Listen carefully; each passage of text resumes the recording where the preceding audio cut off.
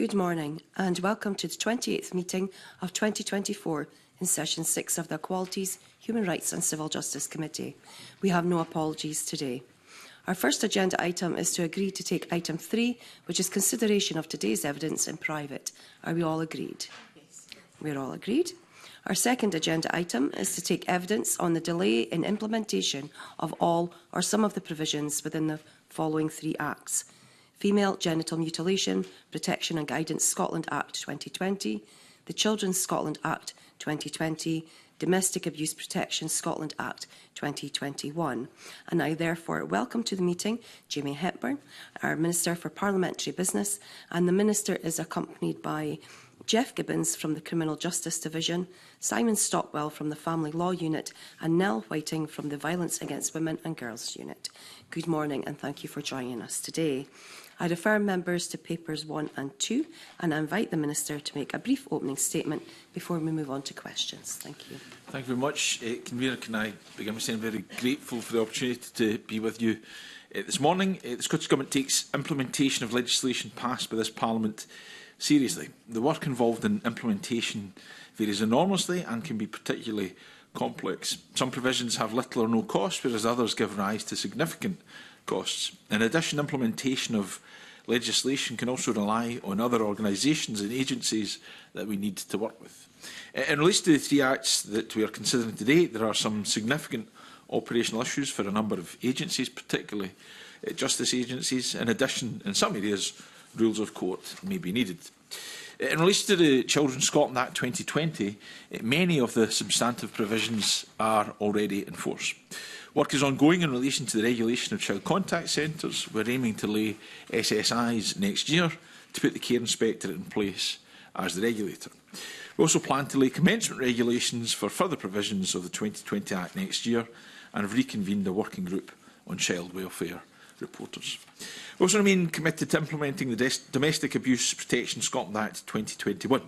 Part 1, when implemented, will provide police and courts with new civil powers to issue domestic abuse protection notice and orders. The scheme of protection notices and orders intends to protect those from abusive behaviour of their partner or ex-partner.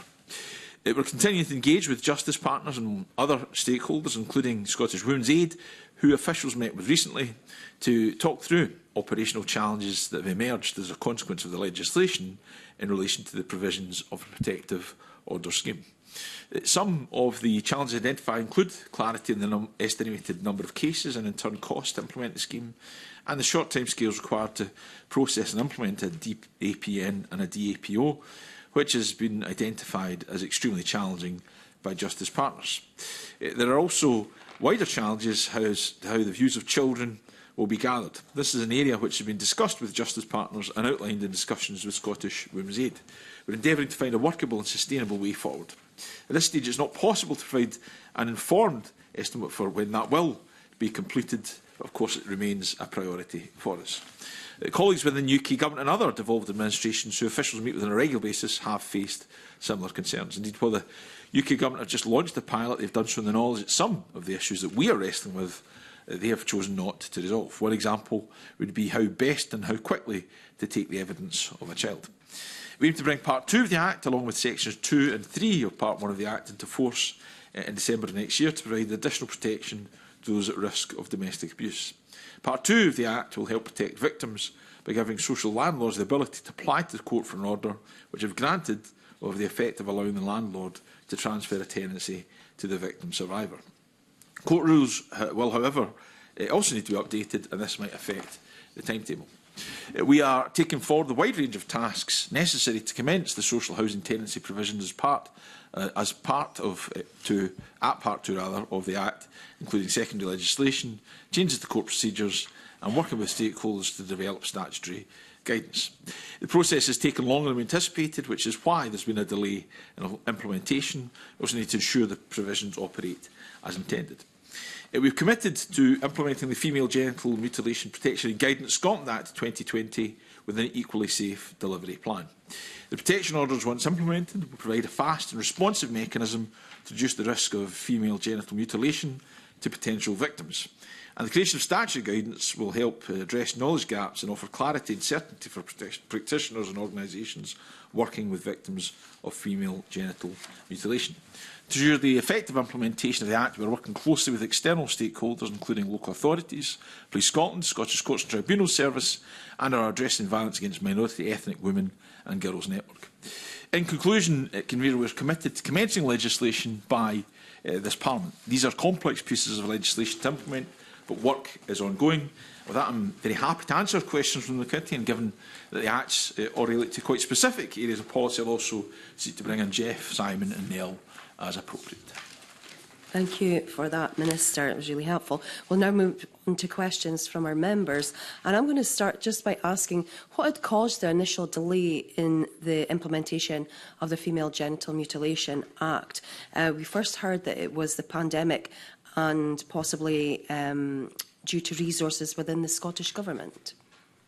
Well, I mean, that remains the case.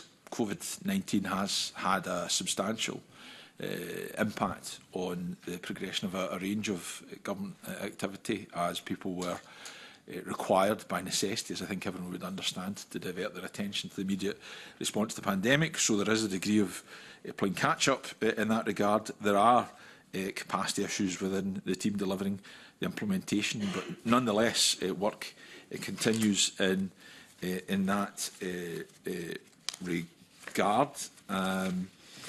The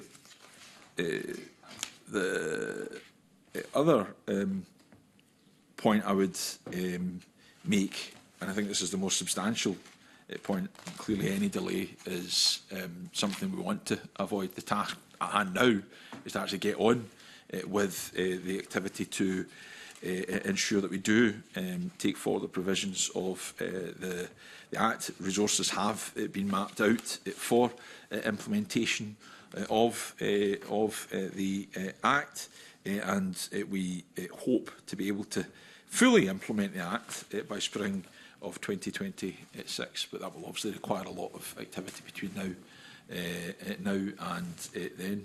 I don't know if Nell has anything to add in that regard.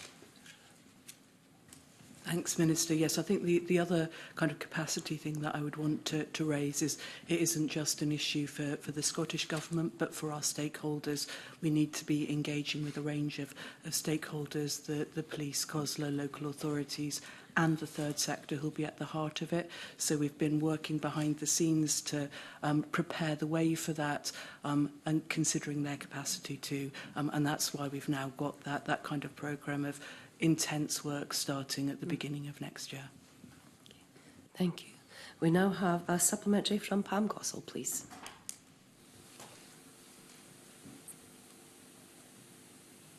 Thank you, Convener. Good morning, Minister, and good morning, officials.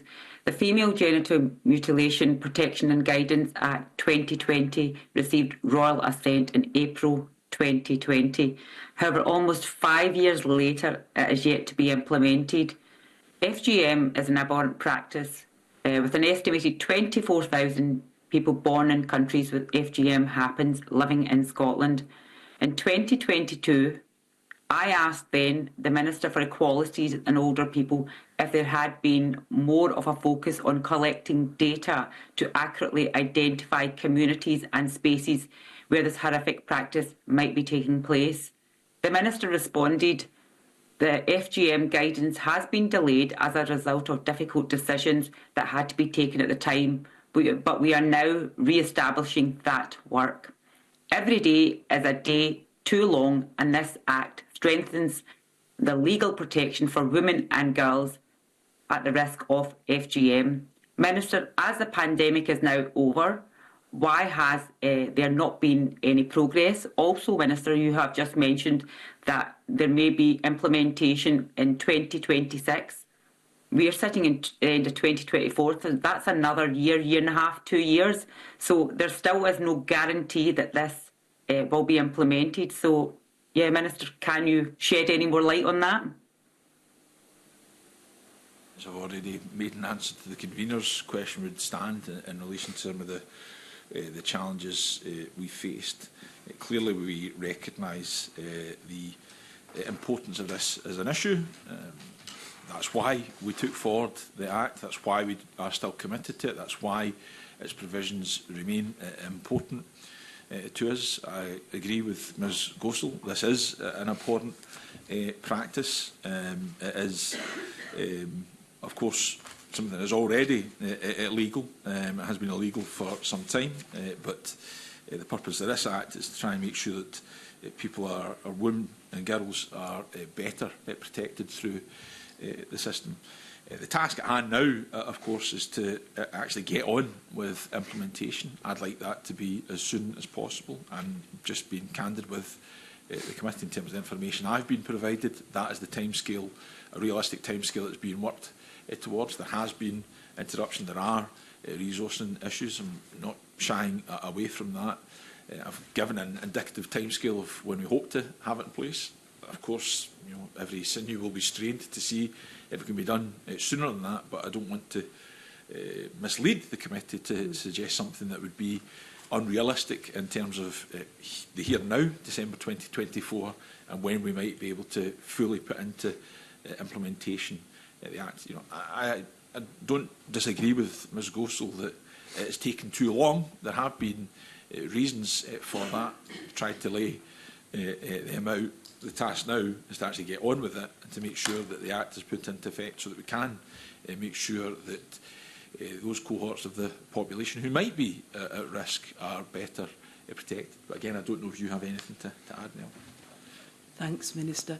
I think the only thing that I'd want to add to that is we recognise that a law in itself is not enough, and one of the other things that we've very much committed to is working with our stakeholders to raise awareness of the issue, and I think that's a really significant thing. We learnt from down south that when the awareness raising and the training took place with stakeholders, you saw an increase in the number of victims coming forward. We know that FGM is very much a hidden crime, and we want to boost the confidence of victims coming forward. So I think that awareness raising that will run alongside the implementation of the Act is a really important part of that, and we'll be progressing with that. I think also to be really clear, the commitment to implement the FGM Act, which is contained, as the Minister said, within the Equally Safe Delivery Plan that was published earlier this year, is part of a suite of work that we're looking to take forward with our stakeholders to address BME women's experiences of violence against women. So we're looking at how do we tackle extended family abuse, how do we work on issues around honour-based abuse, how do we improve the MARAC, that's multi-agency risk assessment conferencing process to better cater for the needs and issues of black and minority ethnic women. So I think that this FGM Act needs to be seen as part of that bigger suite and that kind of awareness raising in that area. Thank you.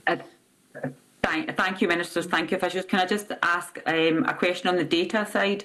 That obviously in 2022, I was told that there had to be some work done around collecting the data, identifying those communities and those spaces where this horrific practice takes place. So basically, it's asking that. I'm asking that what sort of work has been done around the data collection from 2022. From me asking that question. I'll need to invite Nell in on that. Convener, not involved, obviously, directly in that. So the answer to that is that the work has not been progressed. It's been paused up to this stage, and that data collection is part of the work that we will be doing going forward as part of this implementation. Okay. No, thank you. But I just want to obviously echo how important the implementation of this legislation is, that there are women and girls out there suffering. So, Minister, I know you say 2026. I'm really hoping and holding you to your word that this Act is implemented in 2026, because there are people out there that are suffering right now, especially women and girls. If I could respond to that, Yeah, clearly I'm not directly involved in the sense of having policy responsibility, but all I can say to Ms Gossel is, having been invited to this committee, I will be paying particular attention to the implementation of this Act. Thank you. Thank you, Mr. We now move on to questions from Maggie, please. Thanks very much, Karen. And good morning, Minister. Good morning, officials. Thank you for coming this morning and for what you've said so far. One of the questions, my first question, I'm still on the FGM Act. My first question probably follows on from Pam Gosal's questions around data collection and the preparatory work that is happening, because we know that some data is being collected, and I just wonder, this might be more appropriate, Nell, for you than for the Minister. NHS Lothian, their Al-NISA or Al-NISA service has reported a 50% increase in FGM cases in 2023. So they are collecting some data. And I suppose it's understanding the extent of what's driving that. Do we have an understanding of what's driving that? Is it the awareness that was raised around the Act and its passage through Parliament? Is it other multi-agency work that you're doing? And are we actually asking the right questions in the right places to make sure we're collecting the right data? Now, I don't know if you can say that. I heard what you said earlier about work starting next year, in earnest for implementation. But could you just say a little bit more about that? Certainly, absolutely. So I think that the representative from Al-NISA is part of the Addressing Minority Ethnic Women's Experiences of Violence Against Women group that we've set up, as are the police, as are other people who hold that data. So what we've been doing is bringing together the right people so that we can then map the data, find out what the gaps are. So I think we're really confident that we've got the right people around the table to do that. So that's the first start. Having spoken to the midwife in question, her sense of why the increase is several-fold. So one, and this was reported in government reports and research that was done, services saw a decrease in the number of black and minority ethnic women going forward and seeking help for a range of issues of violence against women, including FGM, during the pandemic. So what we're seeing is an increase after that point. So her sense is that's part of it, that people are able to access services again. So that's a kind of an important part of it. Lothian, NHS Lothian is really lucky having Vicky as that kind of dedicated resource, and she's going out and doing the awareness raising. She's incredibly proactive, and we think that that's part of the reason as well, that she's able to be proactive. And again, that's part to do with the recovery from COVID. While we were all in that must focus on that issue, she didn't have the opportunity to do the awareness raising stuff, so she's back doing that focus, and that will be I think part of the reason for it also. That's helpful, thank you. And I suppose really just another indication from you, if just some of the multi-agency guidance, the work around that. You said in response to one of Pam's questions earlier, some of the work on data collection has been paused, and I just wonder how you see the multi-agency work on guidance happening, given what you say about the groups that you've got together. But I suppose particularly the guidance on FGM protection orders and how that's going, how you see that as, is it going to be a all at once happening in 2026, or is there a way of phasing some of that to get organisations, to get third sector partners and others who might come into contact or be there to support minoritised communities? Where do the FGM protection orders come in the next few months of work? So the next couple of months of work, we will be having the conversations with the tribunal service, with the legal division to work out and understand more detailed timetables. So I can't provide details at the moment. I'll be willing to come back, in a couple of months with a more detailed timetable. At the moment, we're just thinking. We've gathered the people together. We're starting to do the mapping. The detail of when that will come, I'm afraid, is a couple of months down the line. No, that's fine. I wonder, I suppose, given the committee's interest, maybe reasonably regular, not frequent, but regular updates on progress over the coming year would be useful, given what the Minister said about keeping a close eye on this. Thank you. I'm very happy to commit to that for this specific act we're discussing now, indeed all three, Thank you. as we go through the discussion. Thanks. I'll leave it there, Karen. Thank you. We now have questions from Tess White, please. Thank you. Minister, you say you've not been involved. This is an horrific crime. It's about mutilation. It's about violence of women and girls. When I read the papers for this committee, I was disturbed and shocked that nothing has been done in 4 years. And I read Pam Gossell's question from years ago. So I think shocked and appalled. You say, oh, well, you know, in 2026. 2026 is the next election. That's you, Minister, kicking this can down the road and letting women and girls down. And my question is that, do you accept that the women who contributed to the consultation of the bill years ago are not just disappointed, but they're appalled, shocked, upset, let down that the Act has not been implemented, especially when there is a report, as my colleague Maggie Chapman said, there's a 50% increase. Do you accept that it's not good enough? And for you to say that you are not involved is shameful. Well, first of all, let me be clear, I don't think the term "oh well" it came out of my mouth at any stage, Ms White.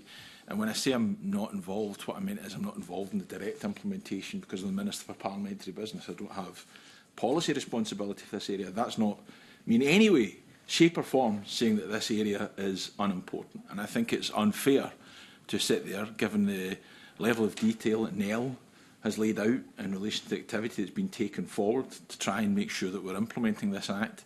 It is unfair to suggest that nothing has happened at all. And let me say, the point was well made that's around the challenges that have been faced across government, not just related to this specific piece of important legislation, but across a range of legislation. Although observe, I don't think delays are a systemic part of our approach to legislation. But there are and have been challenges as a consequence of some of the big challenges we faced as a society. And I think the point was made, in fact, that part of the reason we've seen the 50%, I beg your pardon, uplift in reported cases through NHS Lothian has actually been as a consequence of some of the activities we've undertaken in terms of awareness raising, but actually in of itself, because the resource that exists in NHS Lothian was rediverted during COVID-19, and it's only been as a consequence of being through that period that we've been able to see a refocusing of activity there.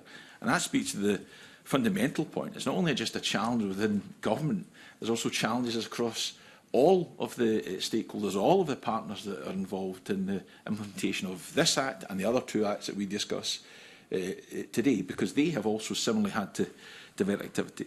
But in relation to the fundamental point that you make, yes, I can understand why those women and girls out there who are relying on us implementing this Act would be disappointed. I'm disappointed too. At its core, you were to ask me, you know, is it good enough? Is it acceptable that we face this delay? In essence, I would say, no, it's not. But we are where we are. My determination is to make sure that we implement it as quickly as possible. You mentioned the election. The election happens to be in 2026. It's absolutely nothing to do with the timescale in which we'll seek to implement this Act. It just so happens. Can I ask you, Minister? Beg pardon, what do you mean it just so happens? There have been 6 cases recorded and not a single prosecution, not one, in 5 years. Could you actually explain why? Well, the Scottish Government isn't responsible for the taking forward of prosecutions. That would ultimately be a question for the Crown Office and Procurator Fiscal Service. It's not one the Scottish Government can answer. The Scottish Government does not take forward prosecutions. And then the Law Society, there is a view that, and I know that if a formal decision not to bring statutory provisions into force is unlawful, I would actually say that maybe you haven't made a formal decision not to bring it into force, but you've been backpedalling and doing very little. Well, I disagree. And I think we've set out the reasons that there has been a delay. I think Nell's going into something of that territory as well. We're happy to expand further on some of the challenges we faced, but I think the notion that there's been backpedalling is frankly nonsensical and insulting. Can I also now mention police, COSLA, local authorities? Not once did you mention GPs and NHS. So why are GPs and NHS not part of the stakeholder mapping? I'll bring Nell into that, but I mean, fundamentally, and NHS loathing have been mentioned. The National Health Service. That's one. The national. What about the others? Yeah. So you haven't mentioned the NHS. Is there the possibility? You haven't mentioned is there the possibility GPs. to answer your question, Ms. White? Is there a possibility you can ask me a question and I can come back in and answer? Is that how we can Yeah, I'd operate just on like that to know basis? why you've missed out the NHS. So and the point I was GPs. making is the National Health Service are obviously going to be a fundamental important part of the effective implementation of this legislation. They're going to be a point at which women and girls present, and that could be an area of concern. And of course the National Health Service will be involved. I'm happy to bring Nell in to speak to that in further detail. Yeah, apologies that I mentioned a couple of the stakeholders.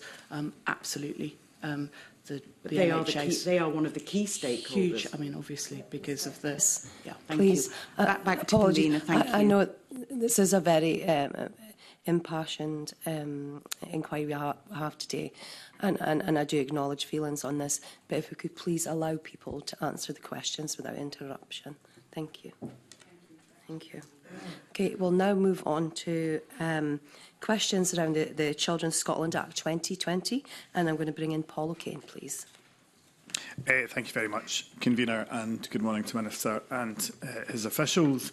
Moving to the Children's Scotland Act, I think we heard in Minister's opening the kind of generic challenges that exist, I suppose, in terms of implementation. But I think committee is keen to understand what has caused the particular delay in terms of the Children's Scotland Act in relation to parenting duties, parenting disputes. And I think if there are sort of different challenges within that, apart from the broad general challenges that were mentioned at the outset, I think it would be helpful if those could be kind of elaborated on for committee if the Minister's able. Certainly, I mean, I'll happily speak to that and bring Simon in as is felt necessary. I mean, some of the challenge around delay relate to the points I've already made, Mr. O'Kane. There is, and this is a very wide-ranging act. It covers a range of various complex implementation activity around regulating the child contact services sector, establishing new registers of child welfare reporters, setting up a pilot of information meetings and alternative dispute resolution, setting up funding for that, ensuring child advocacy services are available in contact and residence cases. So there is a lot of complexity there, which speaks to part of the reason that there has been a delay. I would observe, though, that actually a lot of this Act has been implemented. Yes, there are delays to elements of it, but actually if you look across its various provisions, there are many elements that are already in place. Some have been in place since the 17th of January 2021, Section 15 of the Bill, Section 23 of the Bill, Section 24 of the Bill, others from 26th of July 2021, Sections 13, 14, 25, 26, and others from October of 2021. So, yes, there are delays and challenges to some aspects of this bill, but a lot of it has already been implemented. A number of stakeholders had raised concerns that implementation, particularly around the contact centre issue, was a financial or driven by finance and resourcing. I mean, as the Minister, what would the Minister's response be to that? And does he feel that, given that he intends, I think he said in his opening, to bring SSIs in 2025, I mean, is he content that the resourcing is appropriate? Well, with any legislation that comes with resource requirements, of course, that poses a challenge only insofar as we've got to find the resource for it. But we are committed where we're going to take it forward, the Act, to make sure that it's adequately resourced, and we're bringing forward statutory instruments to further implement the provisions of the Act. Where that requires resource, then we'll identify it and then we'll deploy it. But Simon, I don't know if you want to come in and say anything else. Yes, we should have sufficient resource to implement some of the work on child contact centres next year. Child contact centres has been one of our priorities, given that at the moment it's not a regulated service and there was quite a number of representations in the past that there should be regulation to ensure that the children and parents who use it are safe. So we have bid for, we've been successful in getting the money for next financial year, assuming of course the budget is passed by the Parliament. So that area I think we can say we do have sufficient resources, and we've had a number of discussions with the Care Inspectorate, who would be the regulator, about how much they would need to actually extend their function in this area. And one of the reasons why perhaps it doesn't cost as much as some of the other areas is we're building on existing work, given that the Care Inspectorate obviously already regulates a number of other children's areas. This will be adding to their list of areas rather than actually a completely new system being set up. Okay. Perhaps something we'll return to in post-budget scrutiny. Very grateful, Convener. Thank you. We now have questions from Marie, please. Thank you, Convener. Good morning, Minister and your officials. In your opening contribution, you advised that you would be taking forward regulations of the child welfare report, and it might be helpful to the committee to say a bit more on the Scottish Government's plans for that, and also on the regulation of child welfare reporters. Scottish Women's Aid and Children First have suggested to the committee that there may be changes that could be made just now to the current practices, which would be worthwhile even if the full implementation of the relevant part of the 2020 Act can't be delivered at this present time. Is that something that the Scottish Government could consider, and also what engagement is planned with these stakeholders, or is the work plan still to be kind of worked up? So in relation to the first element of your question, I've already made the point around the activity we plan to take forward in relation to bringing forward more regulations in the new year. So, for example, we'll use secondary legislation to put the Care Inspectorate in place as the independent regulator of child contact services. That work is ongoing, and we would put in. I would plan to bring forward the SSIs in 2025 to enable that. In relation to the second point around what we might be able to do just now around child welfare reporters, short of having to fully implement the Act. That's not to say we don't want to fully implement the Act, but there might be things that we could do. It's now that is something that we are actively considering in advance of implementing the new register. There is a working group on child welfare reporters, which contains a range of stakeholders that met for the first time the 20th of November. It was chaired by Siobhan Brown, as Minister for Victims and Community Safety. That has a remit to look back at how changes from previous working group are working in practice, to look ahead at what is needed for any new register. But in relation to the fundamental point around the question that you've asked, Ms McNair, to consider how any improvements could be made now. For example, there are concerns around training, I'm going to understand. So this group could look at it. In fact, I think the group is actually going to look at that at its next meeting. So yes, clearly we're here to talk about the implementation of legislation. That remains important, but where there are things that we can do in immediacy here and now, then we should seek to do that and try and take it forward. Sure. I don't want to put you on the spot. Obviously, you said you're bringing the regulations forward. Is it going to be kind of the start of 2025 or likely to be near the end? Again, it's just to get sort of clarity. I'll maybe bring Simon in to see if we can provide any more detail around timescale, but clearly it does involve dialogue to make sure that the regulations are fully informed and appropriate and will achieve the specific purpose. Certainly from my own perspective, it would be as soon as possible, but with the caveat that they have to be effective. But Sam, do you have any more information at timescale? I think it will probably be around the middle of next year, to be honest. We have been looking internally at draft SSIs in this area, and we're also speaking to the Care Inspectorate about when will be a good time for them to actually take on these new functions. We have another meeting planned with the Care Inspectorate early next year. So I think probably the middle of next year is when I would hope to get them laid before Parliament. Thank you for that. Speaking. Thank you. We have a supplementary from Maggie, please. Yeah, just a quick question, and again, this might be best for you, Simon. Well, Minister, you spoke in your opening remarks about some of the how we support children to give evidence, how we support children to participate in processes.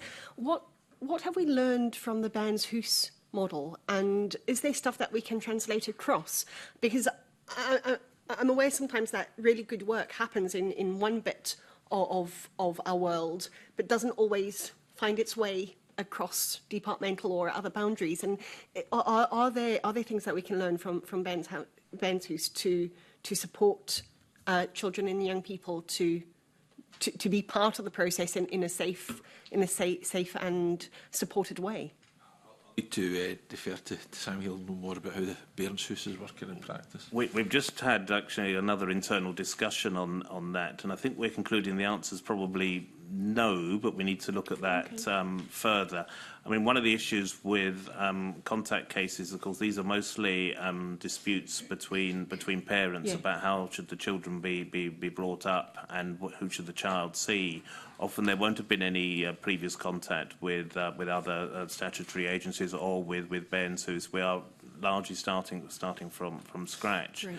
And so we tend to think that we have to stick with what we've got in our existing system, really, in terms of interviews by child welfare reporters in particular to obtain information from the child about how do they feel, have they experienced abuse, who do they want to live with and things like that, and getting the views of the children.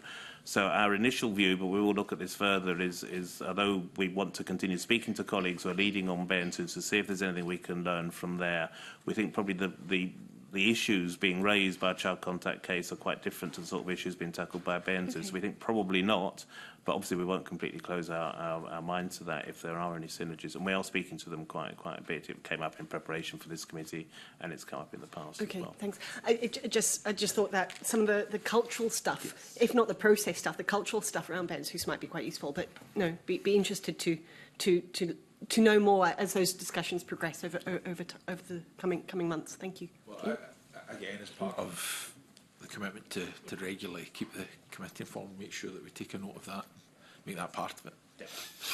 Thank you. We'll now move on to questions on Domestic Abuse Protection Scotland Act 2021, and we'll go to Pam Gossel, please. Thank you, Convener. Minister, today is the last day of the 16 days of activism against gender-based violence. For many women, these 16 days are a lifetime. And the latest Scottish Government statistics paint a very shocking picture, with almost 64,000 cases reported to Police Scotland on domestic abuse, with 65% re-offending, and that's a 3% increase. Next month, we're going into 2025, and the latest Domestic Abuse Scotland Act passed in 2021. That's almost 4 years ago, Minister. I've spoken to many survivors and organisations who put in so much effort for this Act to be introduced and eventually passed. However, they are still waiting. Therefore, Minister, could you update the committee on the Government's target date for the implementation of Part 1 of this Act? Well, what I would first of all say is I recognise that there will be disappointment. I'm disappointed too that this isn't fully in place yet. Again, I would refer back to answers I've given around the general challenges we face, but nonetheless, this is a very important area, and the figures, the very start figures that Ms Gossel has provided, really speak to the absolute necessity for us to try and make sure that we get these provisions in place as soon as possible. There is ongoing engagement with various justice partners on challenges of the current legislation, what changes may be required to make the Act operational. There is various work underway to try and see how we can better obtain views of children involved in any case, to try and understand, and Ms Gossel has given some indication of some of the figures involved insofar as they've been reported, but clarity on the estimated number of cases, and then in turn how we would cost and implement the scheme and the timescales required to process and implement domestic abuse protection notices and domestic abuse protection orders, which there is some suggestion from justice partners could be challenged. So these are the issues we need to work through. That work is happening. It will happen as quickly as possible, and then we would seek to put in place part one as quickly as possible thereafter. But I might hand over to Jeff to see if he can say any more to the activity that's underway and timescales involved. Thank you, Minister. I think it's fair to say that when this legislation was passed, the Parliament acknowledged that actually the biggest challenge was around implementation. There's always going to be a challenge about bringing life to the legislation. That has continued, and I think the written responses you've received from Police Scotland and Scottish Women Aid highlight some of the operational challenges that we're looking to progress. Those discussions are continuing. We had recent meetings with both Police Scotland and Scottish Women's Aid about options around how we might look to move that forward. We're conscious also that those challenges are not particular to Scotland. England and Wales, while they've piloted their approach, have actually avoided addressing the issue around how you take the evidence from a child, which is a very difficult aspect of the legislation, which was added late. So we are looking at options around that. I can't give a definitive date around timescales. What I can say is that, though, that our work is moving forward with a view to coming to a view around next steps early next year, and I mean early next year. We'll be putting advice to Minister around next steps because we recognise the challenges are around operational challenges are not insignificant, and stakeholders have raised those on a number of occasions. And the cost factor is a matter of debate, depending on the number of cases that you feel may well process through the system. And again, as you will have picked up from the written advice you've got, there's a difference of opinion between Scottish Women Aid and Police Scotland about what those figures look like. But nonetheless, irrespective of that, some of the operational challenges add to the cost. So we are looking to bring all that together to work out what the options are going forward. One of the challenges we do note is that, unlike England and Wales, we don't have a power within the legislation to pilot, which would have been an attractive proposition. And whilst there's a view that might be an option, that clearly adds additional complexity around time frames. So obviously we need to take that into consideration. But I hope that we'll be able to say more. Well, I anticipate we'll be able to say more early in the new year. Thank you. Minister, like I said, 64,000 cases reported to Police Scotland. That's a 3% rise from the year before. And even re-offenders are obviously going up as well. So what can you say to those survivors, victims out there listening today? What kind of confidence do they have in the Scottish Government that your officials have just said next year you're going to look at next steps? They're looking for an implementation date, and that's something that, I'm going to emphasise to yourself that, people are suffering out there. Domestic violence is absolutely, another abhorrent, shocking crime, but we need to make sure that, those people that are going through domestic abuse, that they have confidence in looking at basically the Scottish Government when they are looking at putting acts through, that they are implemented. So when you say next steps next year, what's that? Another year later, 2 years later? What are we looking at here? Well, I think we've already answered the question, especially kind of around timescale. Again, it would be, I think, it'd be very wrong of me to sit here and try and give a definitive timescale at this point, which would not be fair to the many women that you've just referred to. You've referred to 64,000 cases being reported to Police Scotland. I would not want to let those women down by giving a specific date here and now when I'm not well informed enough to give a specific date. Now, Jeff has spoken about the urgency with which we're trying to take forward the work now, early next year, to work out how we can implement the Act as quickly as possible, and that's an earnest and sincere commitment. In relation to your first question, or the first part of your question, Ms Ghostly, what would I say to those women who have been expecting this to be implemented soon? I would say I'm sorry that it hasn't been, and ideally it should have been, but we are where we are now, and the commitment is, and the task for us is to try and make sure it's put into statute effect as quickly as possible, and that's our commitment. Thank you. We now have questions from Mackie, please. Thanks, Karen, and thanks, Minister and Jeff, for your comments so far. I suppose this might be for you, Jeff, as well. You referred to some of the information we've received from Police Scotland and from other organisations in advance of today's session. Police Scotland said that the Scottish Government could be considering legislative amendments to Part 1 of the Act. Can you say a little bit more about how you see that happening? What sort of plans you have in place for that? Are you looking for a vehicle for those amendments? Could it be done through secondary legislation? What kinds of things? Well, I suppose, do you agree with Police Scotland's assessment that changes are needed? Jeff? As part of our discussions with stakeholders, we've explored all options, but we've Right. not said we would progress legislative change. I think one of the examples that I highlighted was the attraction of piloting and only lessons, but the legislation doesn't allow that as currently drafted. Yes. But there are clearly implications if you go back to legislation in terms of timetail and delays. So it's part of it. It'll be wrong for me not to say it's not part of our considerations, but we clearly need to understand what the consequences of that would be, alongside our efforts to address the operational challenges that partners have raised, which are real and they've been detailed. And if it's not fit for purpose in terms of delivery, we would need to look at that. But at the moment, we're looking at all options so we can bring life to the legislation going forward. Okay, thanks. And I suppose a related bit different issue. The Law Society has said that the Scottish Law Commission might have some issues with Part 1 as drafted. Is that just part of the same conversations? Where do you see the Commission's sort of influence or role in those conversations? Because if they can't implement, then you kind of think, well, why are they there?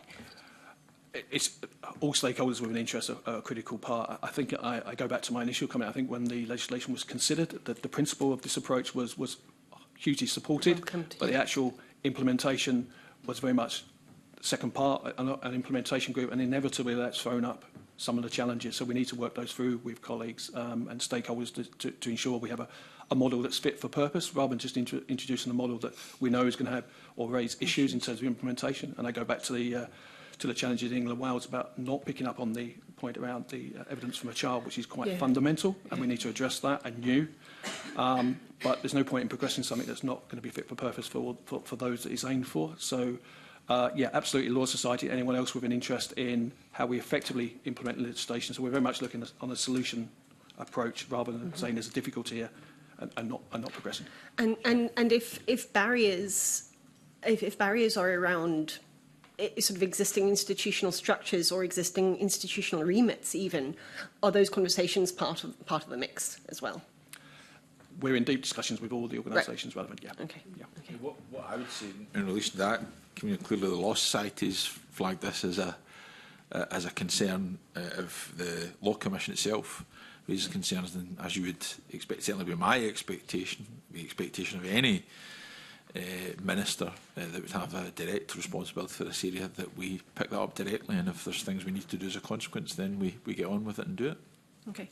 On the, so just to add on the Scottish Law Commission, the position with them at the moment is they have a discussion paper out just now, their equivalent of a consultation on civil remedies against domestic abuse.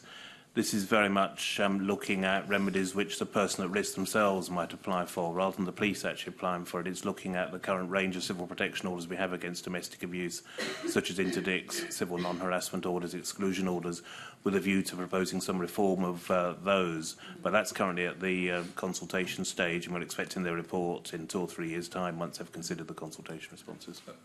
One of the things, of course, we could flag out of that, convener, is that such consultations can lead to recommendations from the Law Commission for specific legislation, and there's an arrangement with Delegated Powers and Law Reform Committee that at least one bill proposal per calendar, per parliamentary year, I beg your pardon, arising out of a Scottish Law Commission consultation would be referred to them. So, whilst we can't say definitively that's what will happen in this instance, there is that possibility.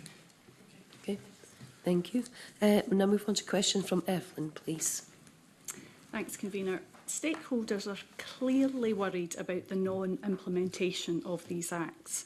But how can Parliament reassure people and build trust for the future in further legislative processes? Well, I think the first point I would make was tweet is that I don't think this is a. Well, we're talking about 3 specific pieces of legislation, and evidently, because there are people communicated with you, and they're understandably concern, it's incumbent on us to respond to those concerns. But across the piece, I don't think there's a general issue or a general trend with non-implementation of legislation. I think if you looked across the statute book, most areas of legislation that Parliament has decided to pass an act in, we'll get on with it and we will implement it. But sometimes we find there are challenges. Again, I would go back to, we're talking about these three acts. If we look at the Children Act in particular, I already made the point that there is a substantial amount of the Act that actually has been put into effect. So, going back to the point I've just made, we actually have gone through that process. We have made sure that a substantial number of the provisions are in place. And I've already made reference, and Simon's picked up on that as well, around the plans that we have to implement more of the legislation through statutory instruments that we'll bring forward in due course next year. But of course, we understand the concerns that have been expressed by stakeholders, and it's incumbent on us to respond to them insofar as it relates to the specifics of the Act. But we also need to make sure that we're responding to the overall concerns, and we can do that in other ways. So if you look at the area of Domestic Abuse Protection Act or the Female Genital Mutilation Act that we're talking about today, there's an awful lot of work that goes through our Equally Safe activity, which is resourced by quite a significant amount and backed by the Scottish Government in that sense. 119 projects being supported from across 100 organisations with £19 million of annual funding. So, yes, we must respond in terms of concerns about the implementation of these acts, but equally we also have to get on with dealing with some of the fundamental challenges that these acts are designed to deal with in advance of their implementation too. So just to follow up on that, Minister, so you feel that people should have trust in legislative processes for the future? Yes, I do, and I think I could point to our statute book and make the point that overall, where Parliament has decided to act and legislate, where it's incumbent on the Government to take forward elements of that legislation, across the board, that's what we seek to do. Sometimes we face specific challenges, and then we try and deal with that and get on with it to make sure that what may take a bit longer, that we put those into effect as well. Thanks, Minister. Thanks, Convener. Thank you. Can I ask members, are they content that they've asked the Minister and his officials everything they would like to ask? I have indication from Pam Gossel, please. Thank you, Convener.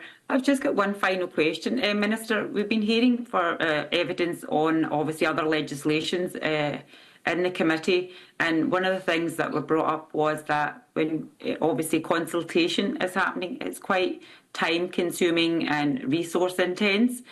Organisations sometimes don't have that manpower or that time, but because there's deadlines to these consultations, because we have to get to the fact that the Act has to be eventually implemented. So, organisations put a lot of time and effort into this. What would you say to those stakeholders, partners and organisations that we're today sitting here talking about three crucial acts here that have not been implemented for different reasons? I know that you've said, but you've asked it, rushed that through in a way. Not rushed it, probably put in the right consultation time in it, but then for the other end, not to have results. What would you say to those stakeholders and partners? I think, first of all, to clarify your remark, I suppose, Ms Gossel, I don't think we rush consultation. I think we have quite a deliberative and considered process of legislating through the Scottish Parliament. It starts off with a fairly extensive and detailed consultation process, whether it's the Government that's taken forward or indeed you have a bill proposal yourself. You'll have undertaken a consultation that develops into a specific legislative proposition and goes before a committee to consider in detail. So I certainly don't think we have a rushed process. I think we have a process that doesn't take a long time, but takes the appropriate amount of time to ensure that it is a thorough process by which all relevant stakeholders and interested parties can participate and get involved. In terms of how valuable the individuals might feel it is themselves, I can only speak for the government that we find it very valuable, and indeed in relation to these 3 acts, they are still in the statute book. We still plan to take them forward. So the consultation process that was undertaken in advance of these bills, as they were then, going through Parliament, was invaluable. So no effort was wasted on the part of those who took part in the consultation process. Thank you, Minister. I do want to put this on record. When I did say that, I said the appropriate time straight after, so I know that you pointed that out. Absolutely, I agree. Consultation is very, very important. That's where people get to have their say. And obviously, committees are very important as well. We get to scrutinise, but you also get to take that evidence. But what I'm trying to get at here, my question wasn't about there was an issue with the consultation. What I'm saying is that the consultations were done, but sometimes organisations and sometimes a one-man band, basically it's 5 people, it's resource intense, and it's just that when there's not a result at the end of it, and obviously they did all this hard work, that what would you say to that? Sorry, that's what I was asking. Well, I think I responded to that, and there has been a result. The result was there was an Act of Parliament, and the consultation that took place in advance of the bill being laid before Parliament informed that piece of legislation. So I thank those who've taken part in the consultation. Their efforts have formed part of our consideration, and even in relation to these 3 acts that we're discussing today, one of which is a substantial amount, the Children Scotland Act, a substantial amount of which has already been enacted and put into effect. The consultation process that took place was an important part of that process, and I would make the point again that it has not been wasted. It has informed the legislation, and the continued engagement we have with those stakeholders will continue to inform how we take it forward as we seek to implement it now. Thank you, Minister. I wait to hear next year on 3 of that to see how they're implemented. Thank you. Okay, thank you. Members, are you content you've asked all your questions? That's great. Thank you once again for joining us today, Minister and your officials. That concludes our business in public this morning. We will now move into private session to consider the remaining items on our agenda. Thank you.